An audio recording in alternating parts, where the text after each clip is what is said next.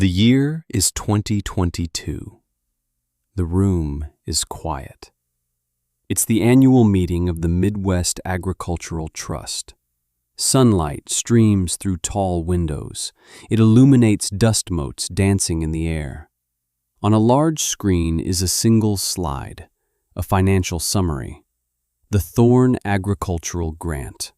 A list of numbers, assets under management, scholarships awarded, acres preserved for young farmers. The numbers are large. They are staggering. Board members murmur. They adjust their ties. They clear their throats. At the head of the polished oak table sits a man named David Miller. He is the third generation of his family to run the largest equipment dealership in 3 counties. Miller & Sons, a name synonymous with progress, with modern farming. David is reading the report for the first time. His finger traces a line of text. Founding Endowment, the Thorne Family Farm, donated in full, 2018. He squints at the next line. Primary farm equipment asset, a single tractor. A 1974 Oliver 1850, serial number 248761-685. Appraised value? Priceless. As in, it cannot be sold. A condition of the endowment. David Miller stops. He reads the line again. Oliver 1850. The name feels like a ghost in the room. A piece of history that doesn't belong here. Not in a multi-million-dollar trust. He looks at the photo on the next slide. The tractor is green. Not John Deere green. A faded, tired clover green. It's clean, immaculate. But it is old. You can see the welds on the frame, the patches on the engine block, the strange custom-built lever extending from the steering column. David feels a cold stillness spread through his chest.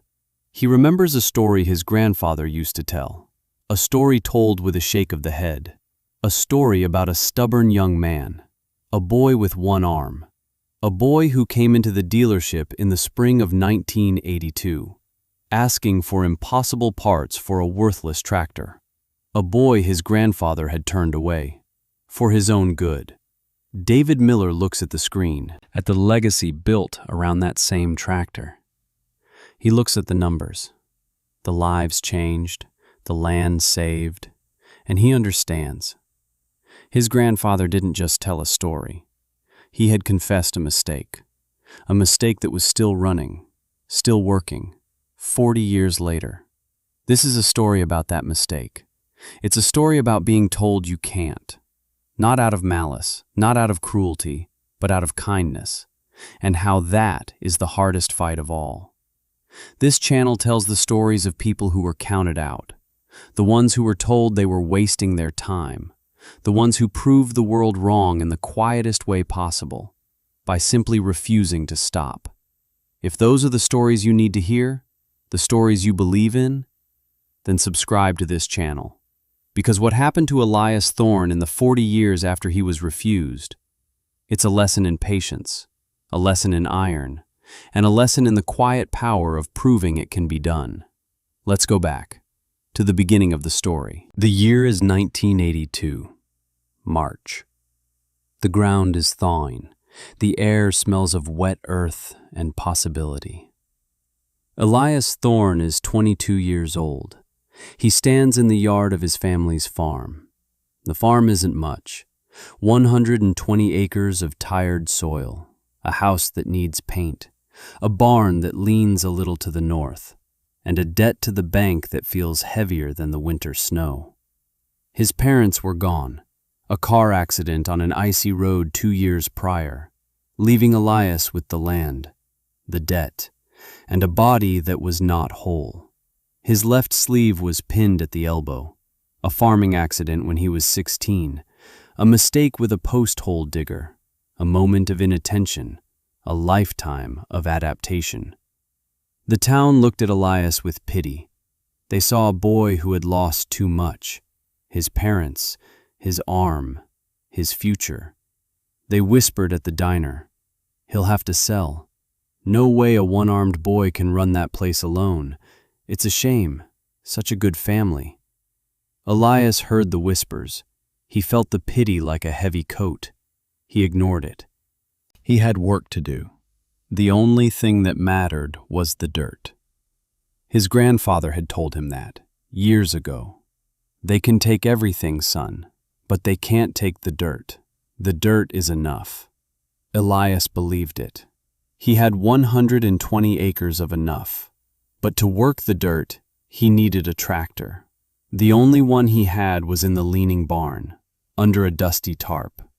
A 1974 Oliver 1850, his father's pride and joy. It hadn't run in 5 years. The engine was seized, the hydraulics were shot, the clutch was gone. It was a monument of rust and failure, but it was his.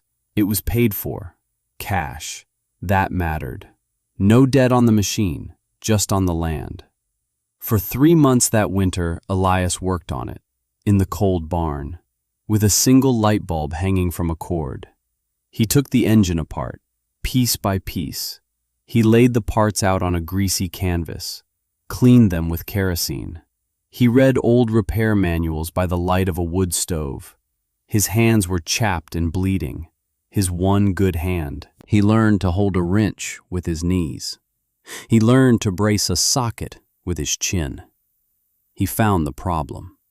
A cracked cylinder head, a warped manifold. He needed parts. Parts that were hard to find, parts that were expensive. There was only one place to go: Miller and Sons Equipment, the biggest John Deere dealer in the region. Frank Miller ran the place. He had taken it over from his own father. Frank was a good man, everyone said so. Deacon at the church, coached the high school baseball team, sponsored the 4-H club. He knew farming, he knew machines, and he knew the Thorne family. He had sold Elias's father his last baler. He had attended the funeral. He had shaken Elias's hand and told him to let him know if he needed anything. So Elias went. He walked into the bright, clean showroom. The air smelled of new paint and rubber tires. Giant green and yellow machines stood silent, gleaming under fluorescent lights. They looked like they belonged to a different world, a world of credit and confidence. Elias felt small in that room. His work clothes were stained with grease.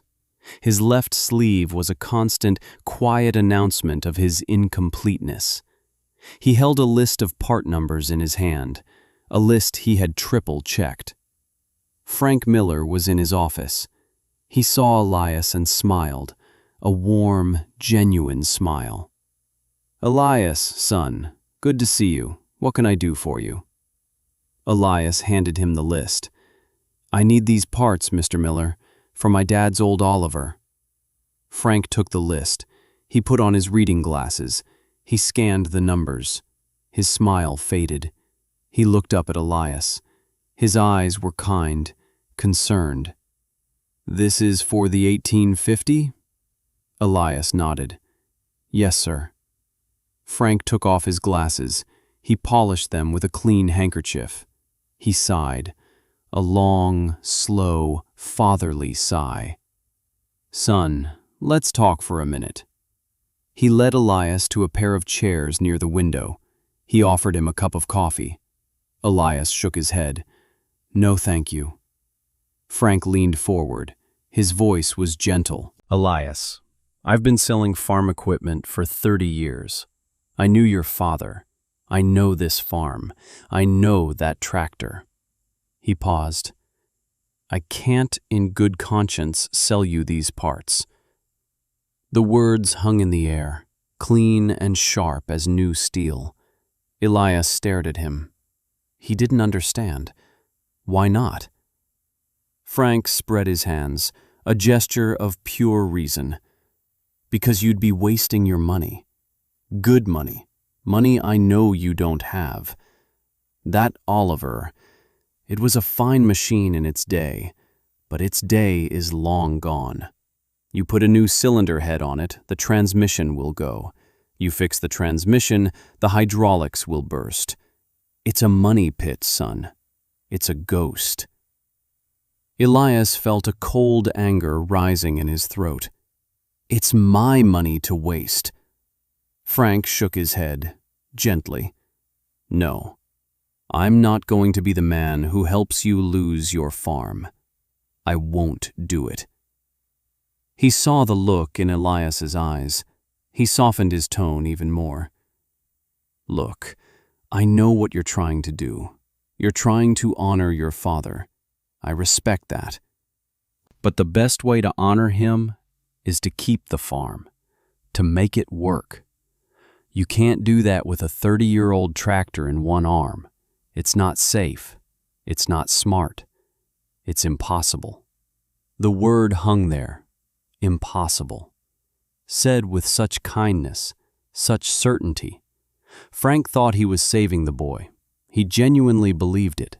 He continued, I'll tell you what, I'll give you a good trade-in value for that Oliver, for scrap. We'll put it toward a down payment on a used John Deere 4020, a good, reliable machine. We can work out the financing. It's the only sensible way forward. Elias stood up. The anger was gone, replaced by something hard and quiet, a resolve that settled deep in his bones. He looked Frank Miller in the eye. The tractor's not for sale. He took his list of parts from the desk. He turned and walked out of the dealership. He didn't look back. Frank Miller watched him go. He shook his head sadly. He felt a deep sense of pity for the boy, a boy too proud to accept help, a boy who was going to fail. Frank felt certain of it. Certainty, not cruelty. Certainty is a heavier stone. It's a wall you can't fight with anger. You can't reason with it. You can only disprove it. And that takes time. It takes decades of work. Elias Thorne drove home in his old Ford pickup. The parts list sat on the seat beside him. Useless. He felt the weight of Frank Miller's words, the kindness of them. That was the worst part. The genuine, well-meaning concern. It was a smothering blanket of doubt. You can't do that with a 30-year-old tractor in one arm. Impossible. Have you ever been told you couldn't do something? Not by an enemy, but by a friend. By someone who thought they were protecting you from yourself. Have you ever felt that quiet, devastating certainty from someone you respected? The kind that makes you question your own sanity, your own ability. Tell me about it in the comments below. Because what Elias did next wasn't about anger. It was about a promise to a machine, to a piece of land, and to the memory of a man who taught him to trust the iron. He got home. The farm was silent. The leaning barn waited. He walked inside. The smell of cold grease and old hay filled his nostrils. He pulled the tarp off the Oliver.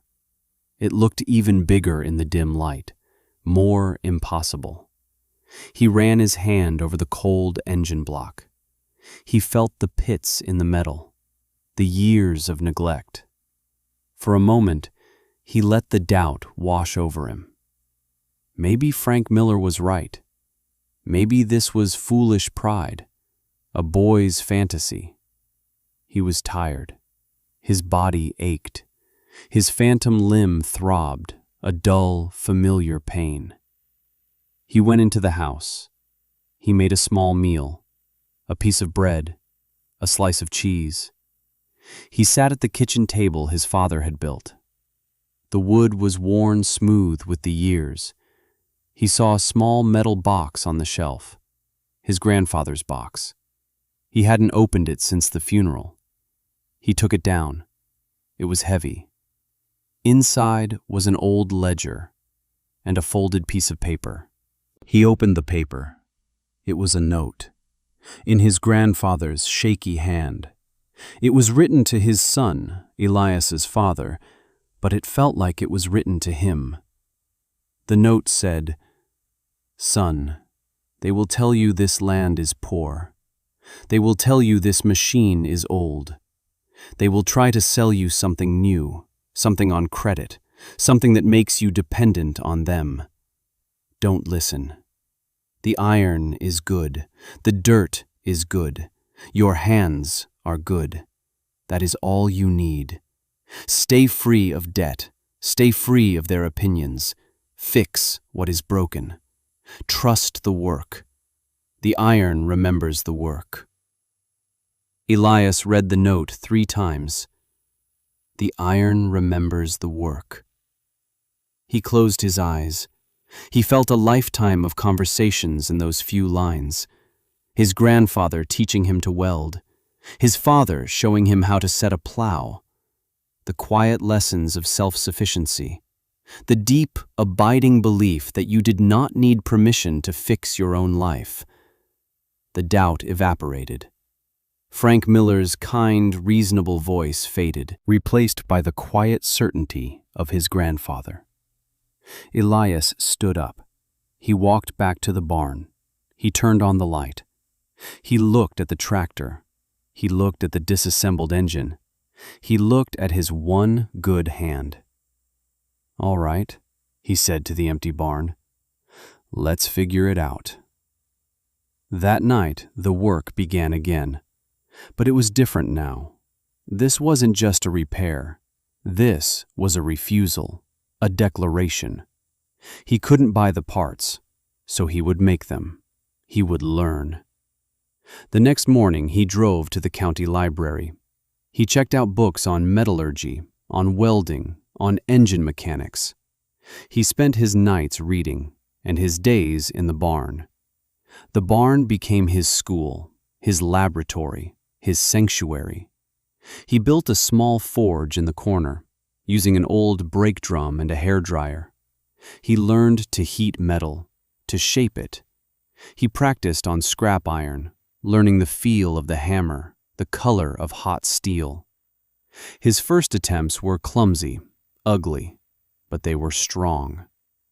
He went to junkyards. He searched for old tractors, forgotten machines rusting in fields. He scavenged for parts.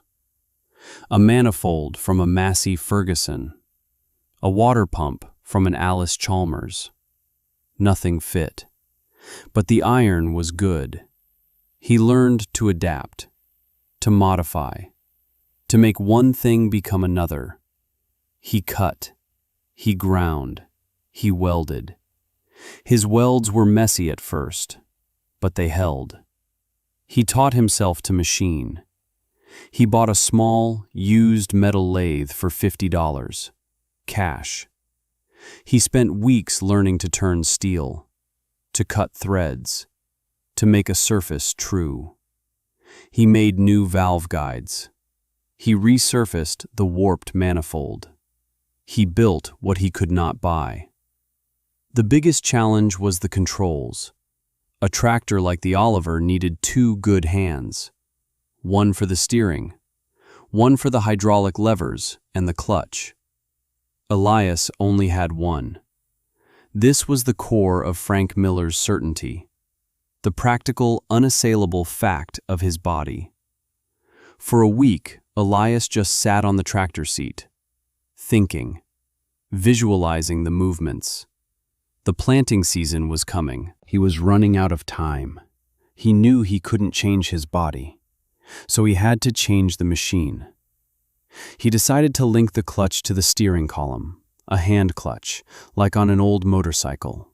He needed a lever, strong enough to handle the pressure, shaped to fit his hand.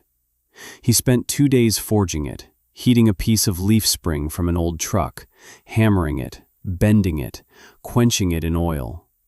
He worked the steel until it was a perfect extension of his will, a smooth, curved piece of black iron. He mounted it to the steering column. He ran a series of rods and linkages down to the clutch pedal. It was complicated. It was unconventional. It was his.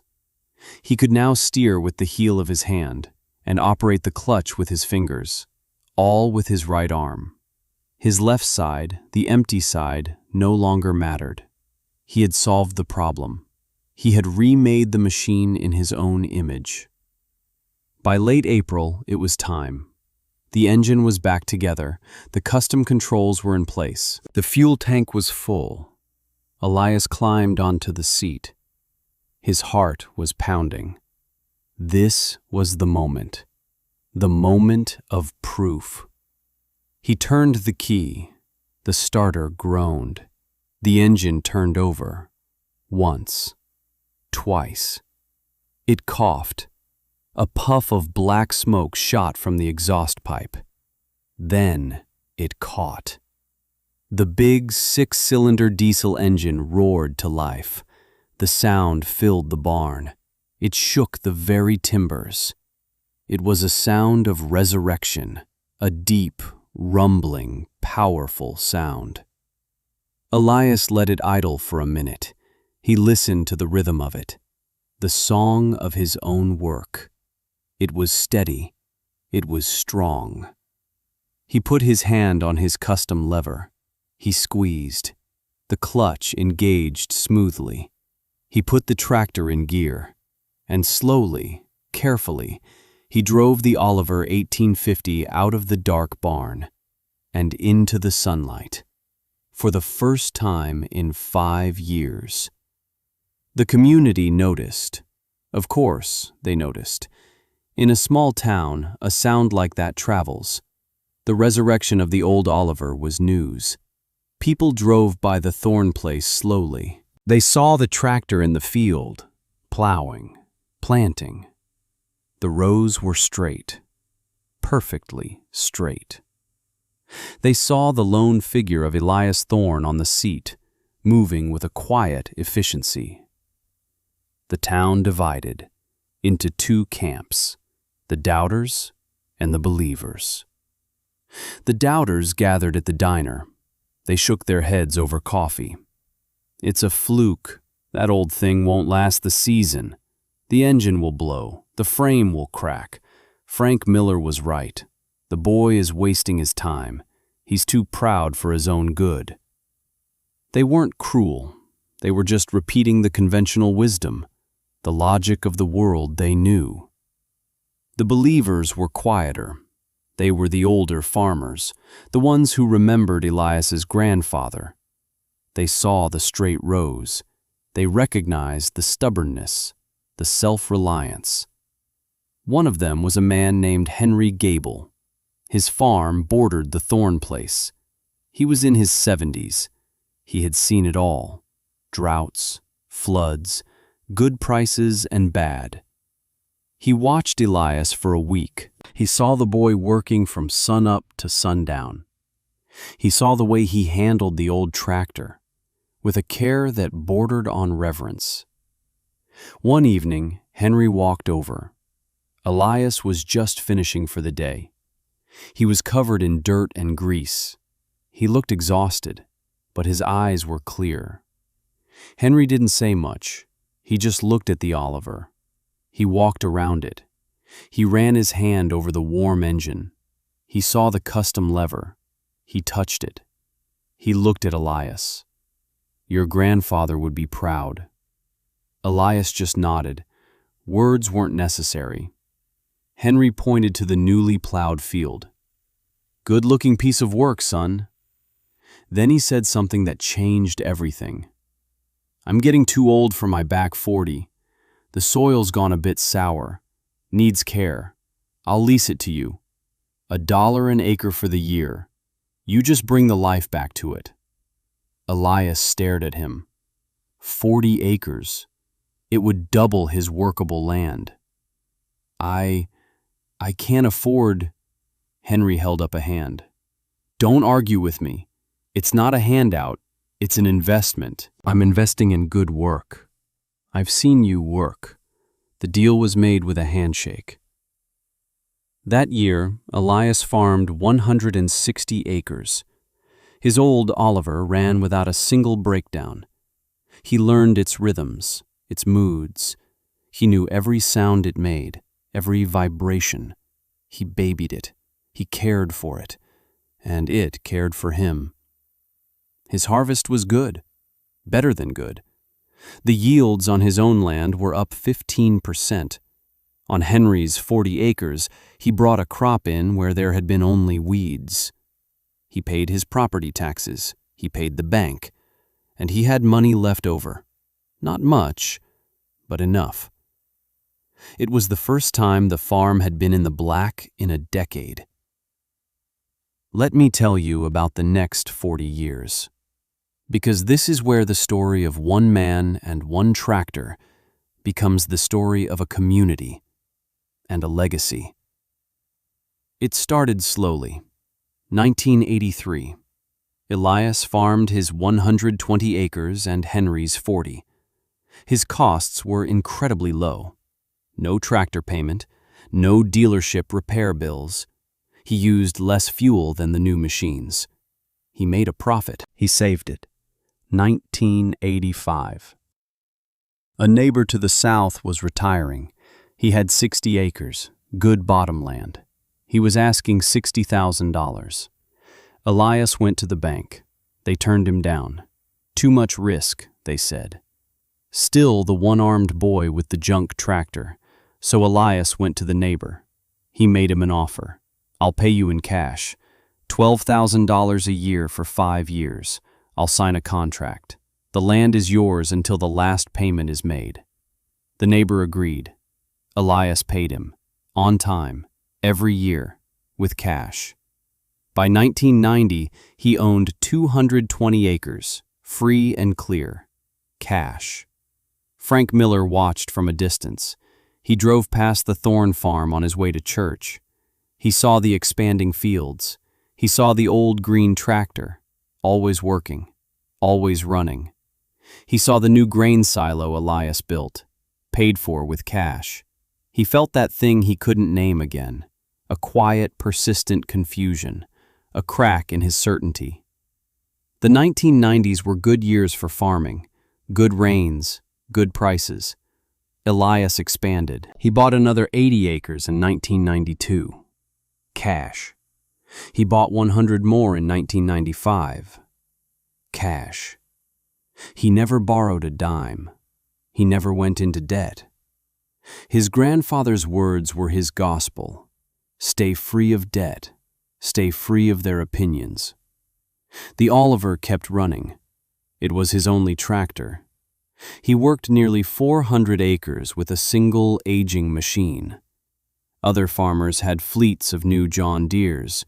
They had air-conditioned cabs and GPS steering. They also had massive bank loans. Their input costs were astronomical. Elias's costs were a fraction of theirs.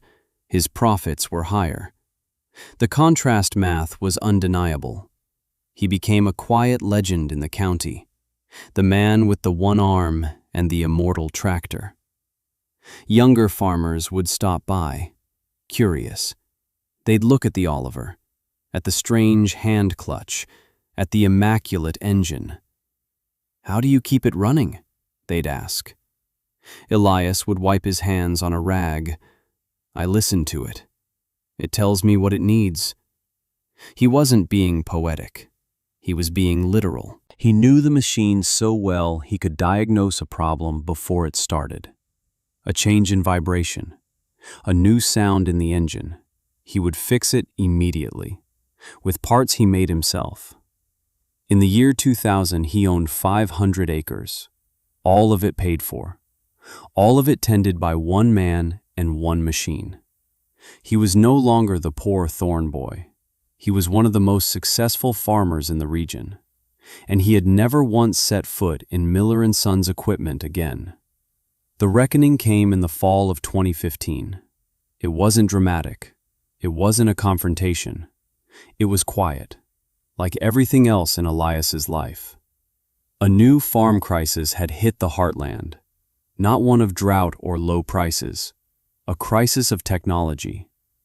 The new generation of tractors were rolling computers. They were incredibly powerful, incredibly efficient. and incredibly complex. When they worked, they were miracles. When they broke, they were useless monuments of steel. And they were breaking. A software glitch, a failed sensor, a fried control module. Farmers couldn't fix them. The manufacturers had locked down the software. Repairs required a dealership technician with a proprietary laptop. That fall, a critical software update went wrong. Thousands of tractors across the Midwest were bricked, dead in the fields, with the harvest ready to come in. The dealerships were overwhelmed, a 3-week waiting list for a technician. Parts were on backorder from China. Farmers were watching their crops rot in the fields. They were facing ruin. One of those farmers was a young man named Ben Miller, Frank Miller's grandson, David Miller's son. He was 24 years old, farming his family's land. He had a brand new John Deere S-Series combine, a $500,000 machine, and it was dead. A sensor failure. The dealership, his own family's dealership, told him it would be a month before they could get the part. Ben was panicking. He was going to lose his entire soybean crop. He was going to fail. He confessed his fears to Henry Gable, who was now 91 years old and sharp as a tack. Henry listened patiently. Then he said 5 words. Go talk to Elias Thorne. Ben had heard the stories, the crazy old farmer with the ancient tractor. He was desperate. He drove to the Thorne farm. He found Elias in his workshop. He was 65 years old now. His hair was gray. His face was a road map of seasons, but his eyes were the same, clear and steady. The old Oliver was in the shop. Elias was greasing the wheel bearings. Ben, stammering, explained his situation. He expected to be laughed at, or told to get lost. Elias listened. He didn't say a word. When Ben was finished, Elias just nodded. What's the hitch on your planter? Ben told him. Elias walked to a rack of steel. He picked up a piece of heavy plate. He fired up his welding torch. An hour later, he had fabricated a custom hitch adapter. He bolted it to the Oliver's drawbar. Let's go, he said. For the next week, Elias Thorne used his 1974 Oliver to pull Ben Miller's 2015 state-of-the-art planter.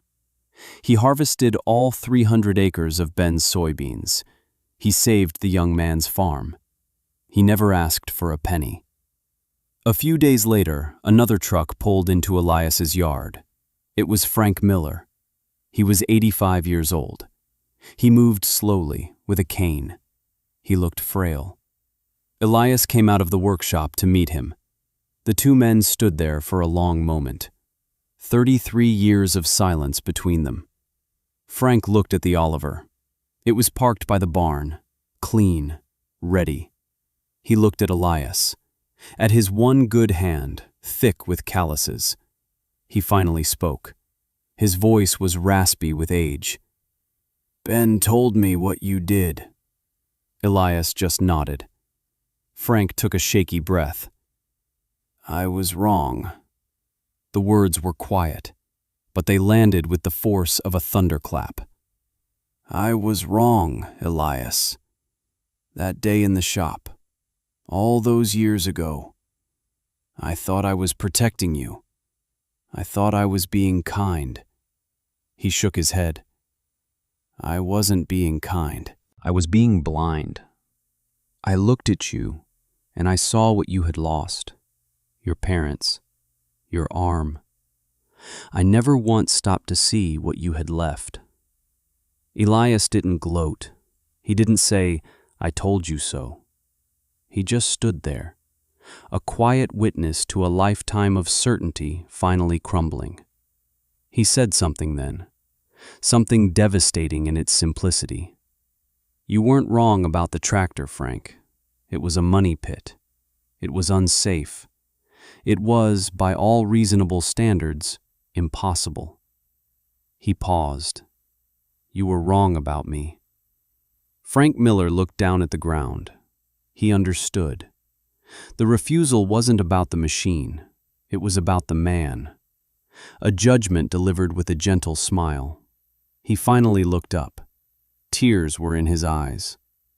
"Can you teach my grandson?" he asked. "Can you teach him what you know? How to fix things? How to be free?" Elias looked past him, at the fields stretching out to the horizon. Fields he had bought with his own hands, his own sweat, his own belief. "Yes," he said, "I can do that." That was the beginning of the legacy. Elias Thorne never had children of his own. He had married the land. He had married his work. But in the last years of his life, he became a teacher. Ben Miller was his first student. He spent that winter in Elias's workshop. He learned to weld, to read a schematic, to listen to an engine. He learned the difference between a machine you own and a machine that owns you. The next year, 2 more young farmers came, then 5. Elias's farm became an unofficial school, a place where the old knowledge was passed down, the knowledge of self-sufficiency. He taught them how to fix the old machines, the simple mechanical tractors they could buy for cheap. He taught them how to farm without debt, how to build their soil, how to be independent of the systems that were designed to trap them. He called it the Iron Program, because the iron was good. The iron remembers the work. In 2018, Elias passed away in his sleep. He was 71 years old. He left no family. He left no debts. He left the will that stunned the entire county. He left everything to a new trust, the Thorne Agricultural Grant. His 500-acre farm, his savings, his workshop, all of it. The trust's mission was simple: to provide land and equipment to young farmers who wanted to start out debt-free, to fund scholarships for students at the local community college who wanted to study mechanical engineering or welding, and to preserve his workshop and his tractor as a museum, a teaching tool, a physical reminder that the most important parts are not the ones you can buy, they are the ones you build yourself. Today, if you go to that small town, you can visit the farm. The barn no longer leans. The house is freshly painted. They are maintained by the trust. You can walk into the workshop.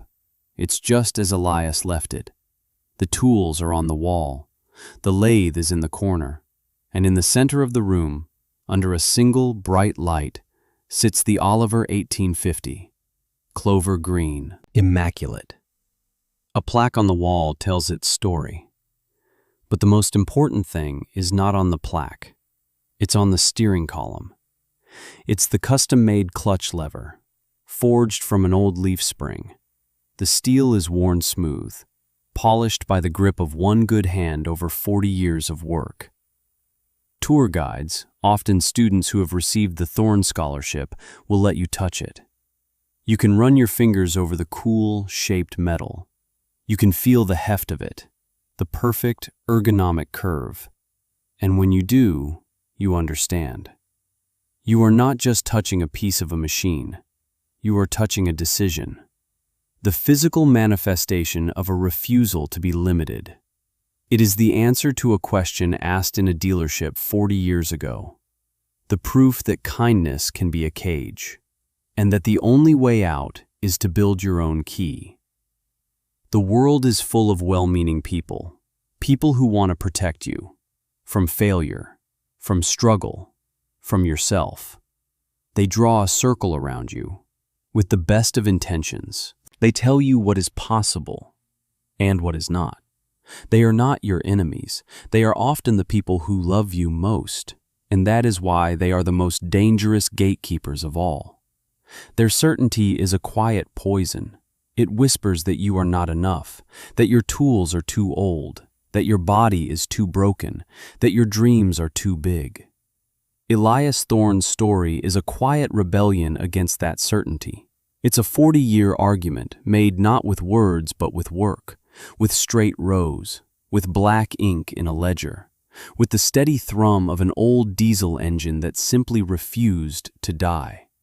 Right now, somewhere, someone is being told they can't. Someone is being handed a kind, reasonable, logical explanation for why they will fail. They are being offered an easier path, a sensible alternative, a life lived inside the circle someone else has drawn for them. This story is for them. It's a reminder. The iron is good. The dirt is good. Your hands are good. That is all you need. If this story means something to you, subscribe to the channel. We tell stories like this every week. Drop a comment and tell us about a time you fixed something everyone else said was broken. And finally, share this story with someone who needs it. Someone who is standing in front of a gatekeeper. Someone who is listening to the kind, quiet voice of limitation. Share it with them so they remember. They don't need permission to start. They just need to work.